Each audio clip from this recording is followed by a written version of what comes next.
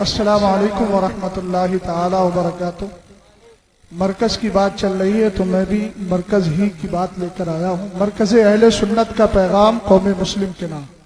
بسم اللہ الرحمن الرحیم، حامدا و مسلیا و مسلما۔ پیارے بھائیوں، السلام علیکم ورحمۃ اللہ تعالی وبرکاتہ۔ آپ سب حضرات کو اور آپ کے صدقے میں مجھ ناچیز کو دین مستقیم مذہب اہل سنت مسلک اعلیٰ حضرت پر قائم رکھے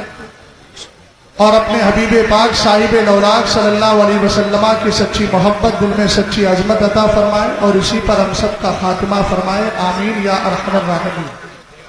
آپ حضرات بخوبی جانتے ہیں کہ یہ فتنوں، مصیبتوں اور آزمائشوں کا دور چل رہا ہے۔ ہر طرف سے دین اسلام کو نقصان پہنچانے کی کوشش کی جا رہی ہے۔ یہودی روش پر چلتے ہوئے سنیت کے لبادے میں چھپے ایمان کے لٹورے آئے دن سادہ لو سنی مسلمانوں کو عالم ربانی، عاشق محبوب سبحانی، امام اہل سنت اعلیٰ حضرت مولانا احمد رضا خان فاضل بریلوی علیہ رحمت و رضوان کے خلاف بدظن کرنے اور ان کے لیے اور اس کے لیے ہر طرح کا حیلہ استعمال کرنے میں لگے ہیں۔ کہیں کنز الایمان ترجمہ قرآن میں بے محل، بے سبب، بے خطا غلطی نکالتے رہتے ہیں تو کہیں تواغیت اربع، اشرف علی تھانوی، رشید احمد گنگوئی، خلیل احمد امبیڈوی، قاسم نانوتوی کے خلاف دیے ہوئے فتاوی حرمین کو بے بنیاد قرار دیتے رہتے ہیں۔ ایسی نازک گھڑی میں مرکز اہل سنت بریلی شریف آپ حضرات کو اس پربہار موقع پر چند باتوں سے باخبر کرنا چاہتا ہے۔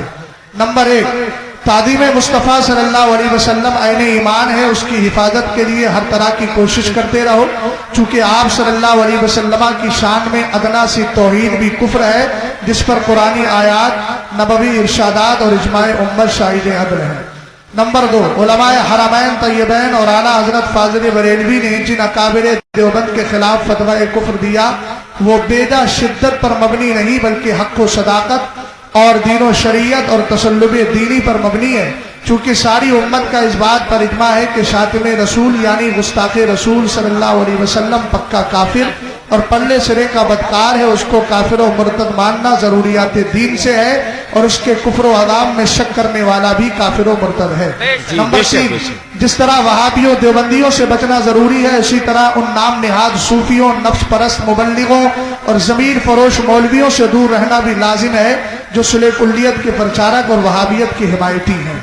نمبر 4، ایسوں کے ساتھ اٹھنا بیٹھنا، کھانا پینا، شادی بیاہ، میل جول، یوں ہی ان کے ہاتھ پر مرید ہونا یا ان کو اپنی مسجد کا امام بنانا یا ان کو دینی قائد و رہنما سمجھنا، یہ سب ناجائز و حرام بد انجام ہے۔ نمبر 5، ترجمہ کنز الایمان امام اہل سنت کا وہ علمی اور دینی اثاثہ ہے جس نے ہمارے ایمان عقیدے کی حفاظت کی ہے، لہذا یہ ہر سنی کے گھر میں، ہر سنی گھر کے اندر لایا جائے اور پابندی کے ساتھ اس کو پڑھا جائے اور دوسرے مکتبہ فکر کے ترجموں سے پوری طرح بچا جائے کہ ان سے ایمان برباد ہونے کا کبھی اندیشہ ہے۔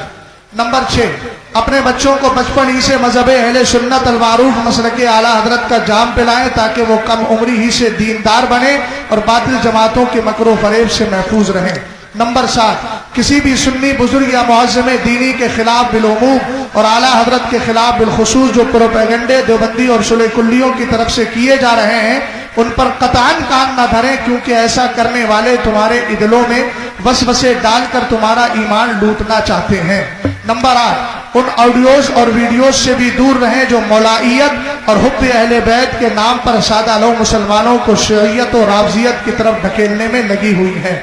نمبر 9، مسلک اعلیٰ حضرت پر مضبوطی سے قائم رہیں، چونکہ دور حاضر میں مسلک اعلیٰ حضرت بھی گمراہی اور بے دینی سے بچانے اور جنت کی راہ دکھانے کا واحد ذریعہ ہے۔ نمبر 10، مسلک اعلیٰ حضرت کے باغیوں سے دوری اختیار کریں، خواہ تمہارے باپ، بھائی، ماں، بیٹی اور رشتہ دار ہی کیوں نہ ہو، چونکہ دنیاوی رشتے پر دینی رشتہ بہرحال غالب ہے۔ میرے سنی بھائیوں، یہ محض الفاظ ہی نہیں بلکہ دل کی آواز تھی جو آپ تک پہنچا دی، اس امید پر کہ قبول کریں گے اور اس کو مضبوطی سے تھامے رہیں گے۔ اللہ تعالی ہم سب کو اچھا رکھے اور ہم سب کے جان مال، عزت و آبرو کی حفاظت فرمائے، آمین بجاہ سید المرسلین فقیر محمد اسجد رضا غفر لہ القبیح، مرکز اہل سنت بریلی شریف۔